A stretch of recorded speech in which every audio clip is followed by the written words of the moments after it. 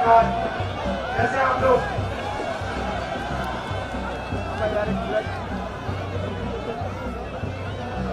कैसे हैं आप लोग?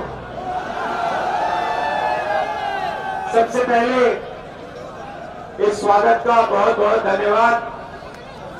आपने सचमुच में मोहब्बत की दुकान खोल दी है।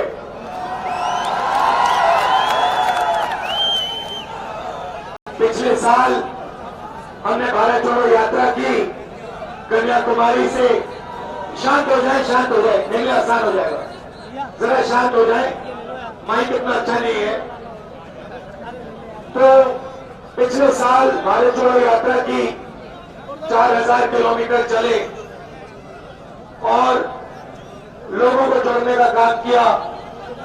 नफरत का माहौल बीजेपी ने बना रखा है तो उसके खिलाफ लड़े और बहुत कुछ सीखने को मिला। काफी लोगों ने कहा कि देखिए आपने कन्याकुमारी से कश्मीर तक तो यात्रा कर दी, मगर मणिपुर से महाराष्ट्र भी जाना चाहिए। और हमने सोचा ठीक है, दूसरी यात्रा करते हैं मणिपुर से महाराष्ट्र और मध्य प्रदेश से तो निकलना ही पड़ता है। आप देश के सेंटर में हो तो इसलिए मैं आज आपके सामने यहाँ भारत जोड़ो यात्रा में खड़ा हूं। इसमें हमने न्याय शब्द जोड़ दिया। भैया अगर आप शांत होंगे तो मैं बोल पाऊंगा, अगर शांत नहीं होंगे तो मैं बोल नहीं पाऊंगा। तो इसमें हमने न्याय शब्द जोड़ दिया। न्याय क्यों? क्योंकि 2-3 अलग तरीके के अन्याय हिंदुस्तान पर हो रहे हैं। सबसे पहले आर्थिक अन्याय। आपका नाम क्या है?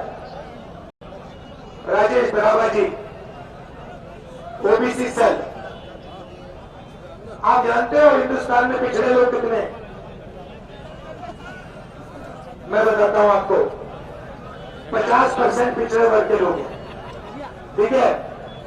8% आदिवासी है, 15% दलित है। कितना हुआ? 50 और 15, 15 और 8, 73, 73 हुआ। अब मैं आपसे पूछना चाहता हूं, 73% लोगों में से हिंदुस्तान की बड़ी कंपनियों के मालिक कितने? एक भी नहीं है, एक भी नहीं है। 2% छोड़ो, एक भी नहीं है। मीडिया में कितने 73% के मालिक? एक भी नहीं है। हिंदुस्तान के सबसे बड़े ब्यूरोक्रेट की लिस्ट निकालो, उसमें कितने? एक भी नहीं है। प्राइवेट कॉलेजेस के मालिक की लिस्ट निकालो, एक भी नहीं है।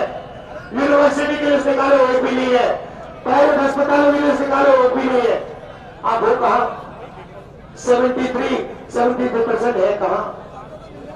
मैं बताता हूं। मजदूरों की लिस्ट निकालो, उसमें 73% मिलेगा। मनरेगा की लिस्ट निकालो, उसमें 73% मिलेगा। गरीबों की लिस्ट निकालो, उसमें 73% मिलेगा। मगर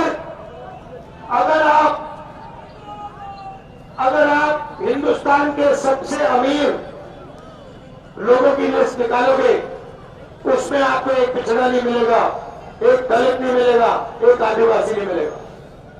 इसलिए हमने सामाजिक न्याय की बात उठाई है। हम चाहते हैं कि सबसे पहले हिंदुस्तान के हर नागरिक को पता लग जाए पिछड़े वर्ग के कितने लोग हैं और उनके हाथ में कितना धन है। दलित कितने हैं, उनके हाथ में कितना धन है। आदिवासी कितने हैं, उनके हाथ में कितना धन है। सबसे पहले हिंदुस्तान का एक्सरे कराना है। एक्सरे कब होता है? जब हाथ टूटता है एक्सरे होता है। सही बात, सही बात। वैसे ही जाति जनगणना हिंदुस्तान का एक्सरे है। बात समझे? सबको पता लग जाएगा कि हिंदुस्तान का धन, हिंदुस्तान की संस्थाएं हिंदुस्तान के इंस्टीट्यूशंस के तुम्हें किसके लोगों के हाथ में है और हिंदुस्तान के 73% के पास क्या है। नरेंद्र मोदी जी भाषण में कहते हैं भारत माता की जय, कहते हैं ना। ये भारत माता है कौन? ये भारत माता आप सब लोग हो। भारत माता की जय हो रही है, मगर इसमें 73% का कुछ नहीं है। तो ये कैसी भारत माता की जय हुई कि दलितों की इसमें जय नहीं हो रही, आदिवासियों की जय नहीं हो रही, पिछड़ों की जय नहीं हो रही, गरीब जनरल कास्ट की जय नहीं हो रही, सिर्फ 5-10% लोगों की पूरी की जय हो रही है। उधर अदानी जी, अंबानी जी जैसे लोग जय हो रही है उनकी। हिंदुस्तान के सारे एयरपोर्ट उनके हाथ में, तेल का बिजनेस उनके हाथ में, पोर्ट्स उनके हाथ में, बिजली उनके हाथ में, पानी उनके हाथ में। 5-10% लोग हैं, उनकी जय जय जय जय जय 24 घंटा हो रही है और 73% देखता ही जा रहा है। आपने राम मंदिर का फंक्शन देखा ना? मुझे बताओ, हमारे देश की आदिवासी राष्ट्रपति है, उनका चेहरा आपको राम मंदिर के अंदर दिखा?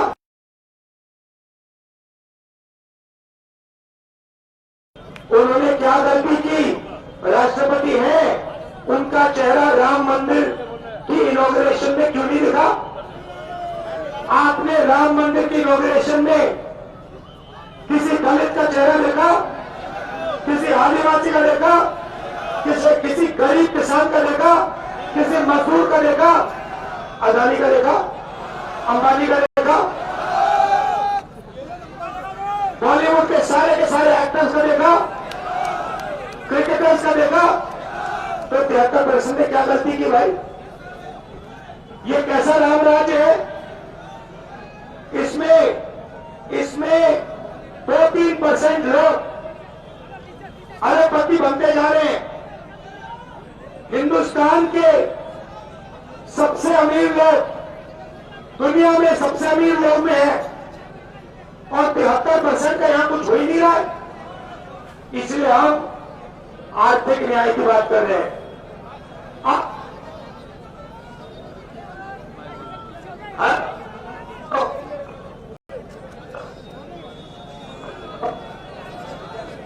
हेलो,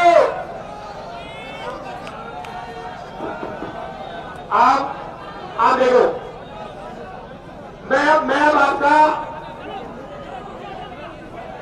सुनिए, हेलो, अब मैं आपका टेस्ट लेना चाहता हूं। टेस्ट लेने को तैयार हो आप लोग? चलो बताओ, नरेंद्र मोदी जी ने हिंदुस्तान के 100 सबसे बड़ा अरबपतियों का, भैया ब्रेक गिरा दोगे?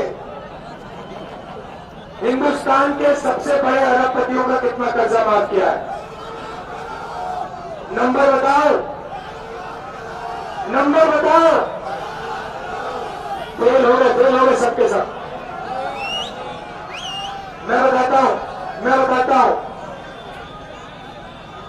सुनो, 16 लाख करोड़ रुपया, मतलब मनरेगा का 24 साल का पैसा नरेंद्र मोदी जी ने 100 लोगों का कर्जा माफ करके दिया है।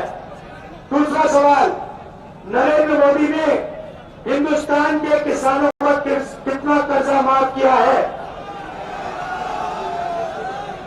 ये टेस्ट आप पास कर दे। दूसरा वाला, पहला टेस्ट फेल हो गया, दूसरा टेस्ट पास हो गया, 50% मार्क मिले आपको। 100 लोगों को 16 लाख करोड़ रुपए माफ किए और लाखों करोड़ों लोगों का 1 रुपया माफ नहीं किया। अच्छा मुझे बताओ, यहां पे इस भीड़ में अग्निवीर योजना किसको अच्छी लगती है?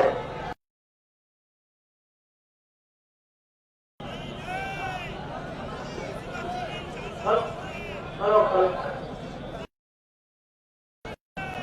इस भीड़ में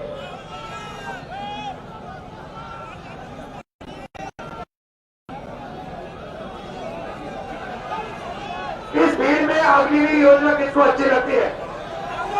कोई एक यहाँ पे युवा है जिसको अग्निवीर योजना अच्छी लगती है? ये योजना पता है किसको अच्छी लगी है? नहीं, अडानी को। अडानी को, क्योंकि जो पैसा आपकी ट्रेनिंग में जाता था, जो पैसा आपकी पेंशन में जाता था, जो पैसा आपकी कैंटीन में जाता था, वो अब अडानी जी के बैंक अकाउंट में जाने वाला है। अग्निवीर भी कर दिया, पब्लिक सेक्टर को प्राइवेटाइज करते जा रहे हैं, कुछ ही समय में रेलवे को प्राइवेटाइज कर देंगे। आपके सारे के सारे रास्ते बंद हो रहे हैं और 2% लोगों के सारे रास्ते सपने पूरे हो रहे हैं। इसीलिए हम चाहते हैं कि इस देश में आर्थिक न्याय हो, सामाजिक न्याय हो, किसानों के साथ न्याय हो और युवाओं के साथ न्याय हो। आपने हमारी बात सुनी, इतने प्यार से बात सुनी, इसके लिए दिल से आपका धन्यवाद करना चाहता हूँ। बहुत बहुत धन्यवाद।